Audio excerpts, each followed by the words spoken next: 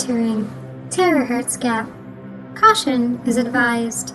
Anomaly title: Iron Lung. Warnings: Suffocation, Radiation, graphic description of gore and trauma, vague allusion to sexual assault. Please enjoy your stay. Statement of Francine Blue on her experienced breach of continuance caused by an object. Testimony begins. I don't know if I can do this. I can still feel it cinching tight around my chest. In my chest. This is ridiculous. I am a scientist, a researcher. I am a rational-minded individual. I might have some superstitions because the world hasn't been fully explored, but that was my job, my role. My job was to destroy the superstitions, remove their shackles from upon me, lead the charge into rationality and reason. I was working in space. Not me in space, mind you. Mind you, I was safely with my 2 feet solid on Earth. The smell of lemony cleanness surrounding me, the beep and hum of machinery, a soothing sound in my veins. I was monitoring my capsule, my time capsule. I had sent it into space years ago. Maybe 7, maybe 10. I do know. I know. I know when exactly, but it's stuck in the thick mire of my brain. I'm still reeling. Still gasping. I can't get enough air. The soft, glimmering spots in my focus haven't faded. The black pulsing at the corners of my eye refuses to lessen, like stars in the abyss.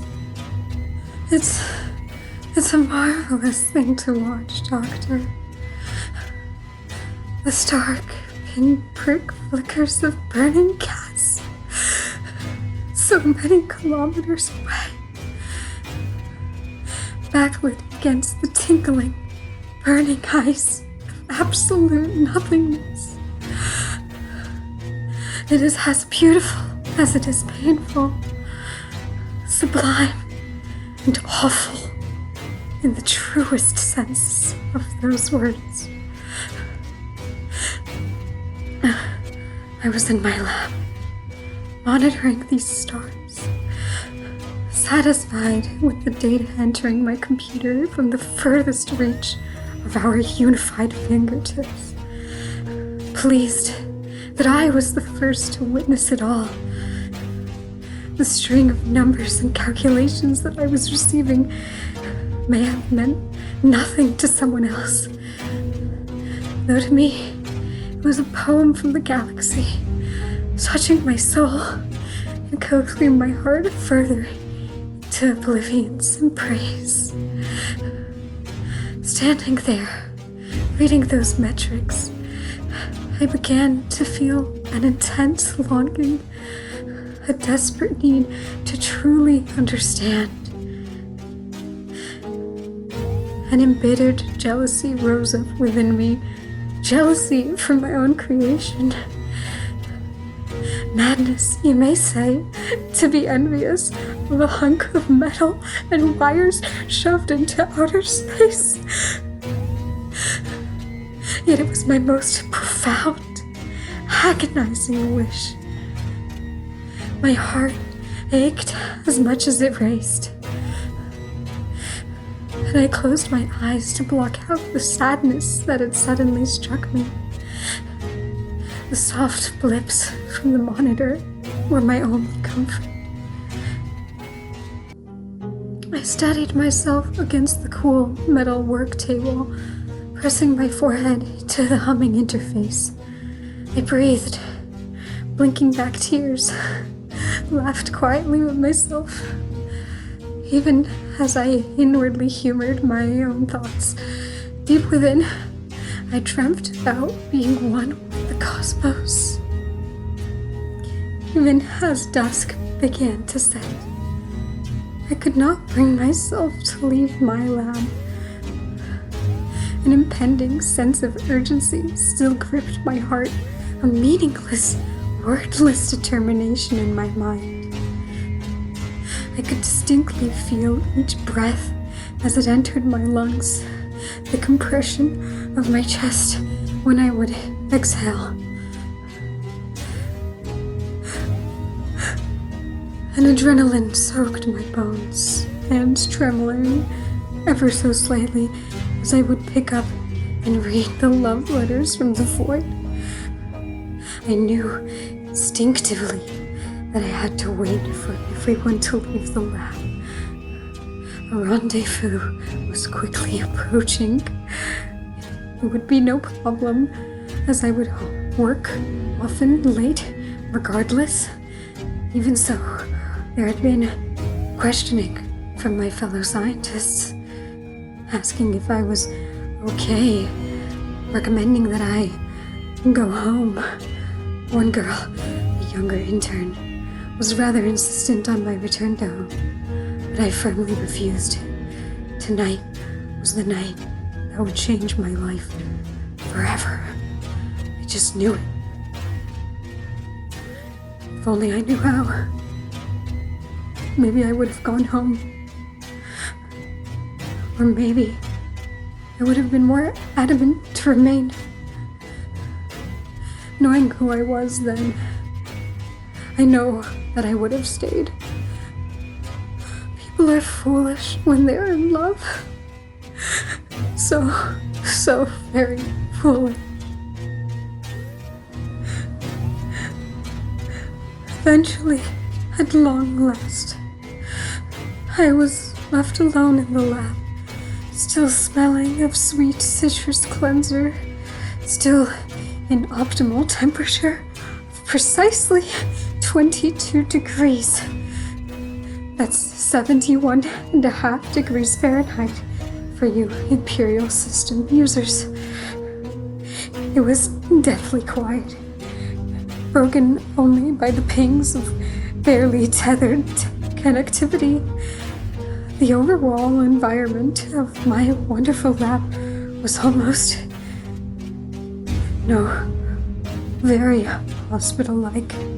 From the sterile, clean smell to the sharp, arid atmosphere and the steady heartbeat beep of the monitor.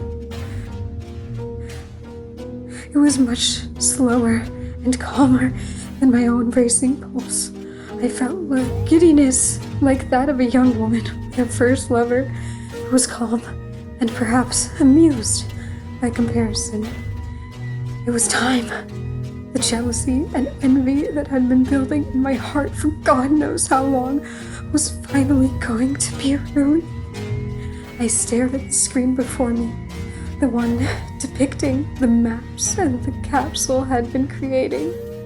Those beautiful dots of light on pure black, how they called to me. I found myself murmuring, I am here, I am here, I am here. It was a mantra, a plea, a flirtation. I am here, I am here. The transfer, for lack of a better term, was so sudden and intense that I thought that I had been shot straight through my skull with a frozen solar flare.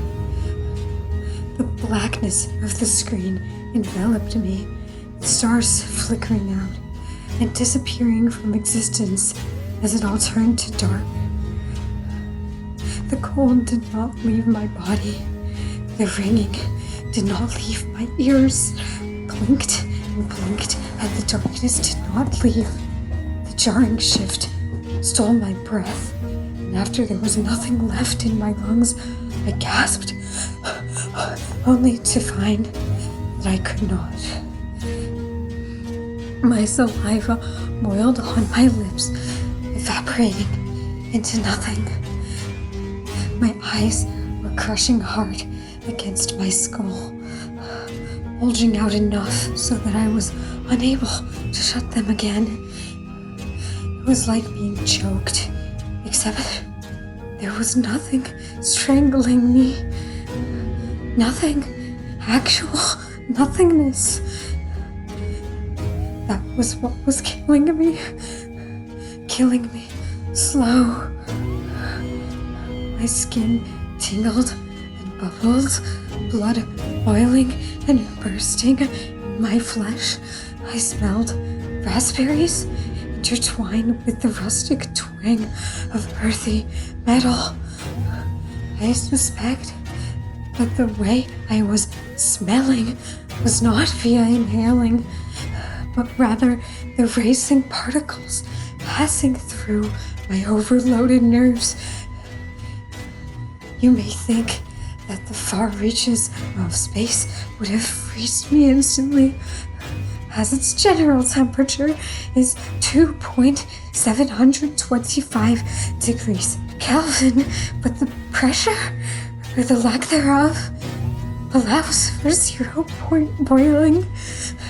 The cosmic radiation caressed me, keeping me from freezing. But the pain was unbearable. My flesh flared, burned from within, and chilled by absolute nothingness. It took me a full 5 seconds to realize what had happened to me. I had gotten what I wanted, I suppose.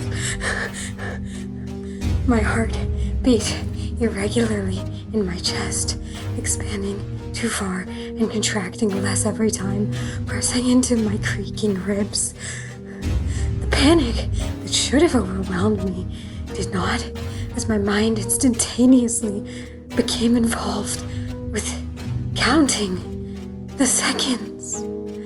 My mouth was parted, locked in a dry, blistering, silent scream. My body was relaxed and tense at the same time, pulled apart, flattened, expanding, and yet compressing. The discomfort was unimaginable, and only another 5 seconds had passed.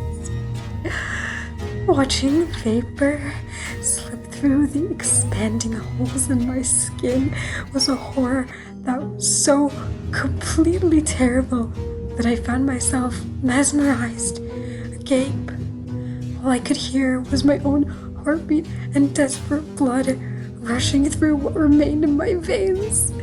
I knew that the blood was stripped of its essence, of the very aspect that made it vital to life. The oxygen that had been vacuumed out of my corpus so instantly. It had been 15 seconds. I would begin to pass out soon, at least, within the next few moments. So I hoped in the haze of scrambled, bewildered thoughts. My lungs were rocks against each other, spasming, reverberating weakly, attempting to draw in what did not exist, what could not exist. My brain should have shut down from oxygen deprivation after those first 15 seconds, but it did not. I was starkly aware of every breathless moment, the place in my chest. I see agony along my inner throat, dry and bulging like a frog's bullhorn, except made of my skin and flesh. Overwhelmed by pain and shock, through the haze I felt a grim confidence clinging to the slightest of hope. No other feelings could appear now, that my imploded nerves could bear no more information. 2 seconds later, that small bit of desperate shielding was fractured. I became aware of a creeping sensation along my bones, creaking like old wood warping against metal, the pull of tendon straining on muscle. I may have cried, the radiation swiftly destroying my tears as though they never existed. There was nothing as my hair froze, combusting in some places only to freeze again. Nothing as my veins and body broadened, the remaining liquid in my skin attempting to equalize the resounding pressure. It worsened, shifting to the sensation of my organs liquefying and seeking to leave through those ruptured pores, through the holes in my skin and atrophying muscle. I do not know what I would have screamed if it would have mattered. I don't think I could have thought of anything at all, what with how my brain was being inflated and boiled. It had been 30 seconds from what I could count. 30 seconds of unadulterated pure hell.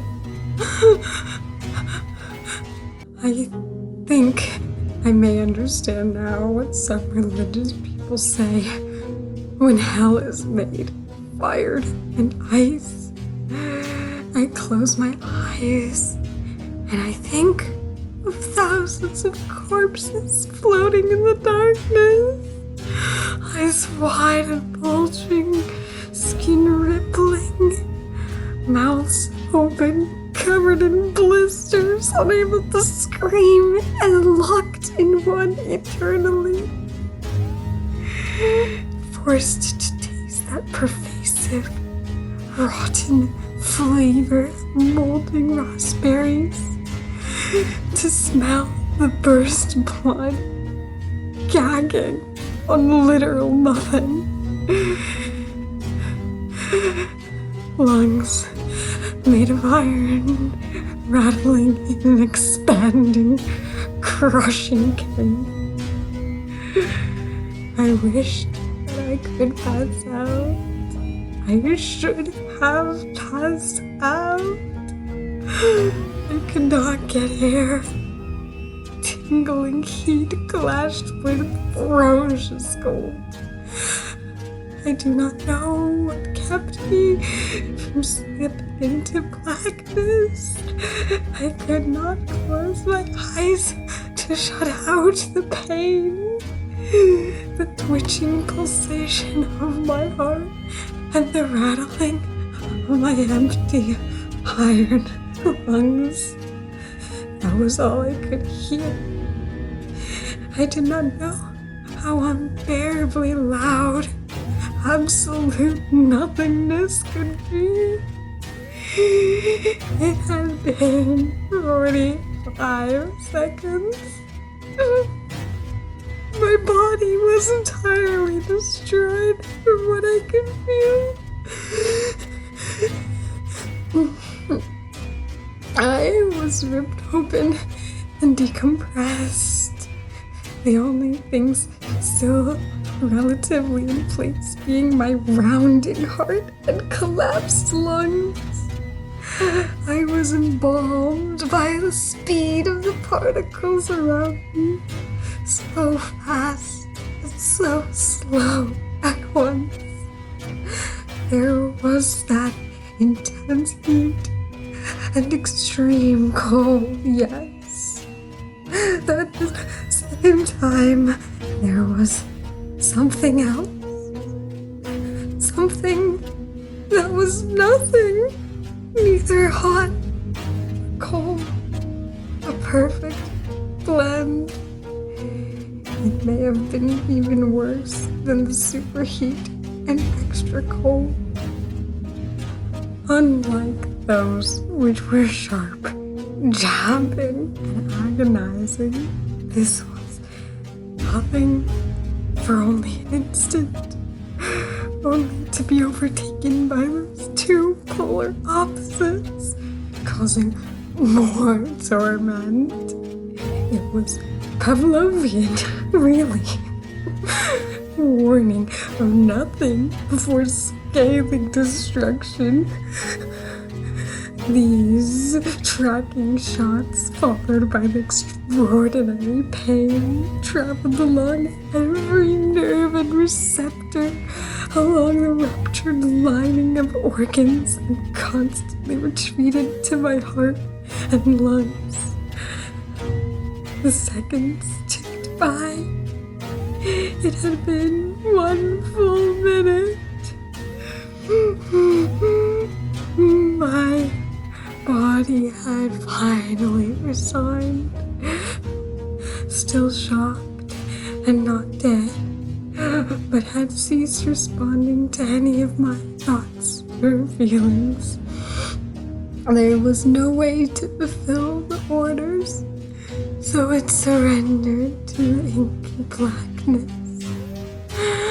Briefly, I wondered what would become of me if I would drift forever among the stars, or if I would become disintegrated into nothing and thus become one with oblivion, entombed in the entire universe.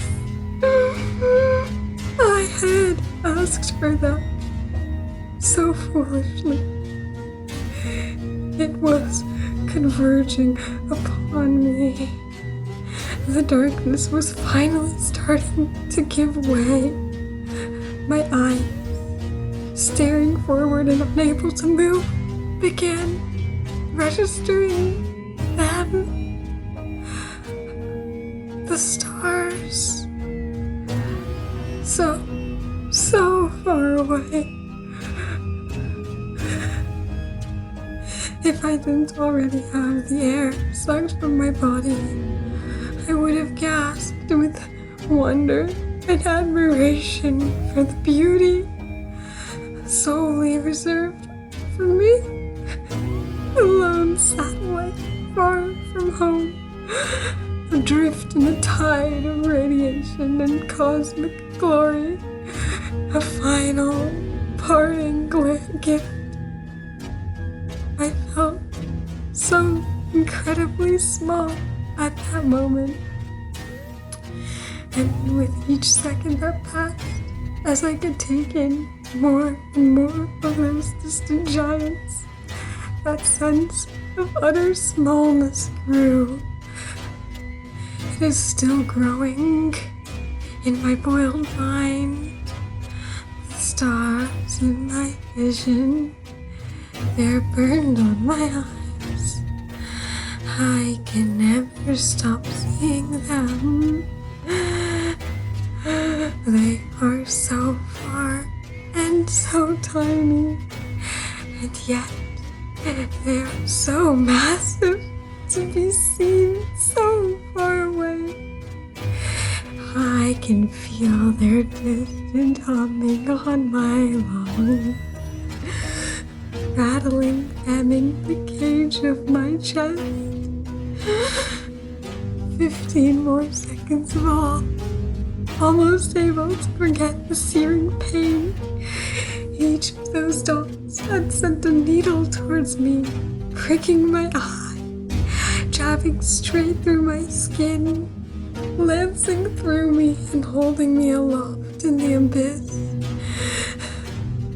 My heart's ragged beating was controlled by their gravity, magnetized and sublime. Raspberries, the smell, the taste, they make me sick now.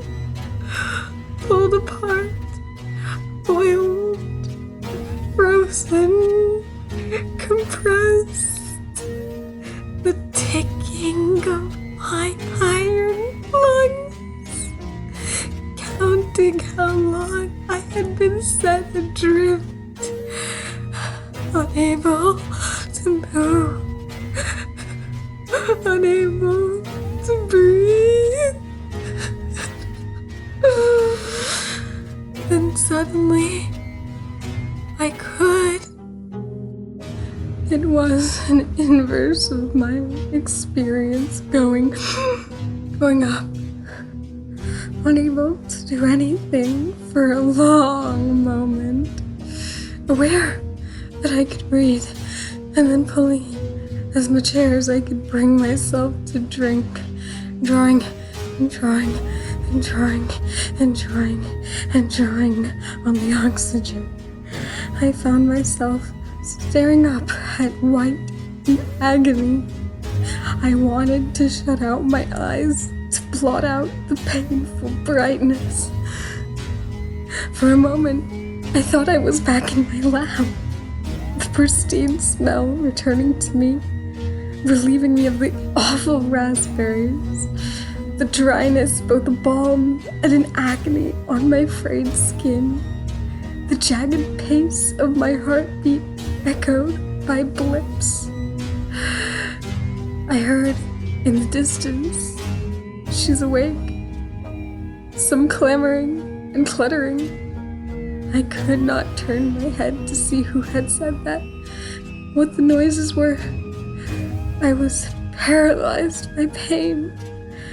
My skin still crackled and sputtered, a deep-fried chip that had been yanked from the boiling, freezing oil. My mouth still open in a wordless howl.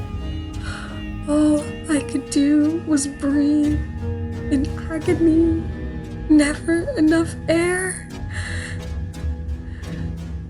My bed, it was moved for me, back adjusted. Each motion was a fresh hell. I groaned in agony, coming out raspy and creaky, my throat unused and lacerated. Through the squint that had taken over my eyes, finally able to relax in their sockets, I stared now at a doctor who wore a cheerful, albeit concerned, expression.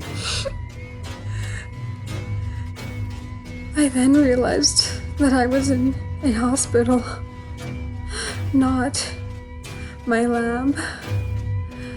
The doctor said something, and it was so distant.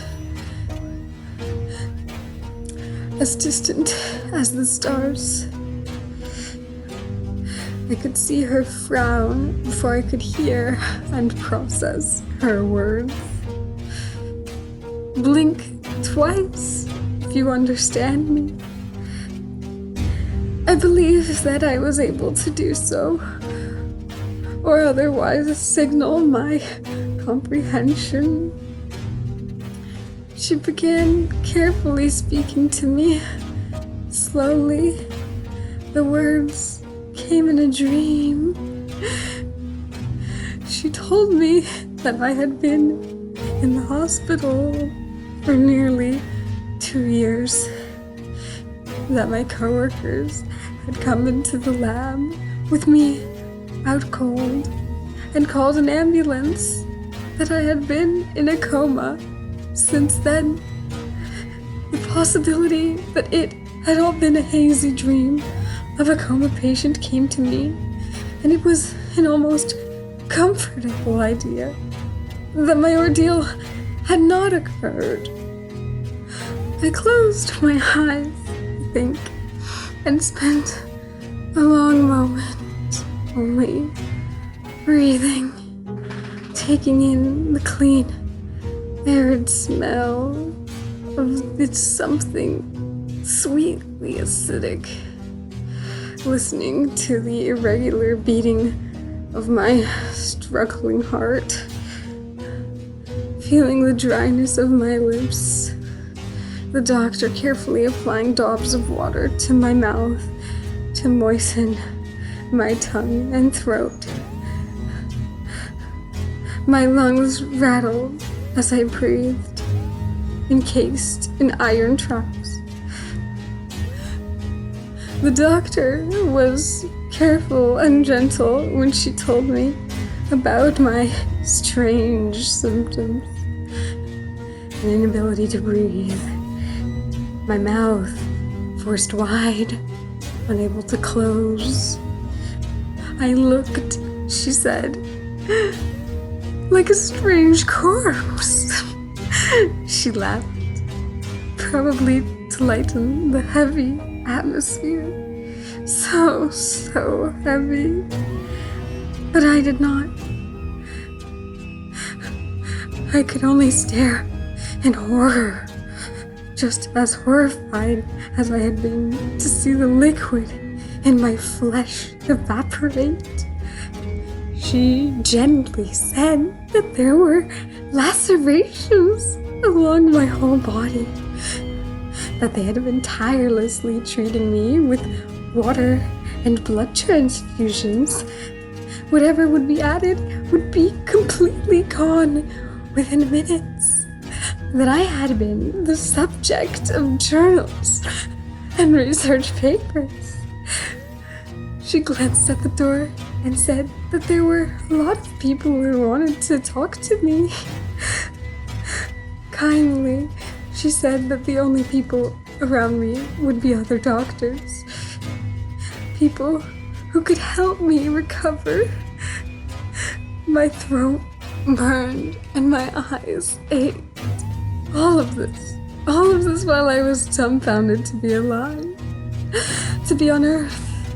It was almost funny if I could process anything at all.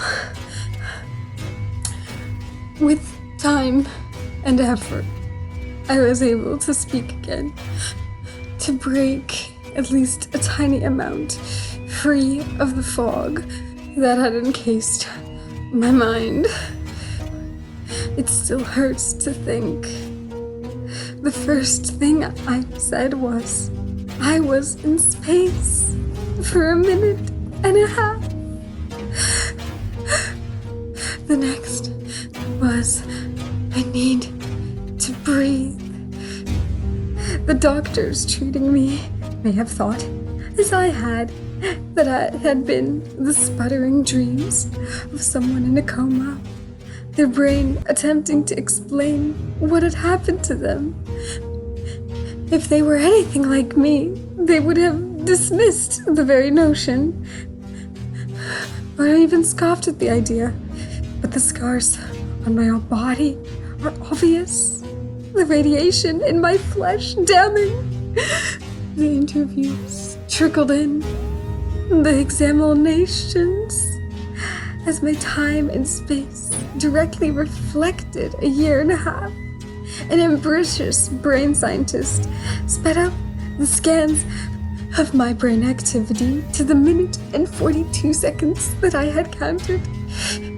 What had convinced me of his accuracy was when he pointed at the 1 minute mark and announced that that was the point that my occipital lobe began registering information once more, at least increased in activity.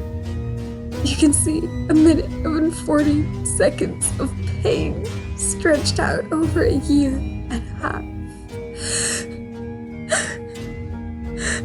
My lungs ground me. They are the heaviest part of my heavy, dragging, stupefied body. They are an anchor in my flesh. As I stare forward, I can only breathe, trying to get enough. There's never enough. Even now. Now, as I am bound to this wheelchair, my lacerated skin stapled together, oozing and irradiated. My heartbeat monitored carefully, tracking the abnormal twitches and spasms that afflict it. The pressure of being on Earth compresses my brain, already damaged from the boiling and expansion, being treated with radiation damage I suffered. My hair is gone, and it will likely never grow back. They've found growths in my body, you know. They're made of space dust, metal, and wires. I'm always gasping for air, every moment. It's never enough. I cannot be in the dark anymore. That same sensation of wondering where my panic is trickles into my body whenever I am. Nor can I be in pure light, or shower in hot or cold water. So many things cause me complete and utter pain. I am better than I was at first. Last week was the first time that I stepped foot back into my lab. Everything is the same as it ever was. Except for the time capsule. That, they told me, had an error. I had been upset for a moment upon hearing the news. Every moment of data is precious to me. To hear that my dearest creation had failed me was another 1,000 spikes through what remained of my body. Upon noting my crestfallen expression, though, my lab partners quickly took it upon themselves to explain what they had meant by an error. Across the year and a half, there was a total of 1 minute and 42 seconds unaccounted for. Every instance is 1 second.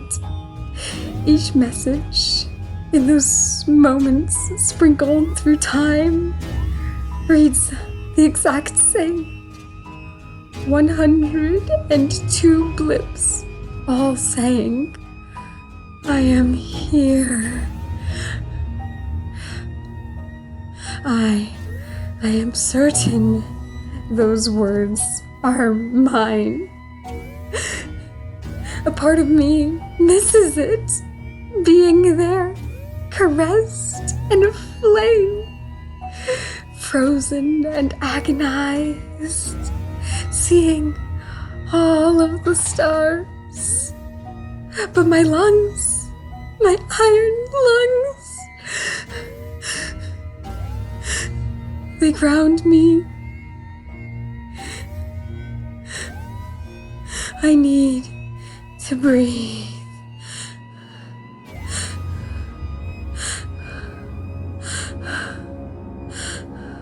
Testimony ends. Anomaly detected. Further research is required to determine the exact spatial coordinates of the anomaly. The control room has rejected quarantining. Terahertz Gap is written by and presented by Control Room. Video editing has been provided by SRG. Today's lesson. Be careful what you wish for. Extremely careful what you wish for. That burger has a scorpion in it, and it cannot wait to bite right back.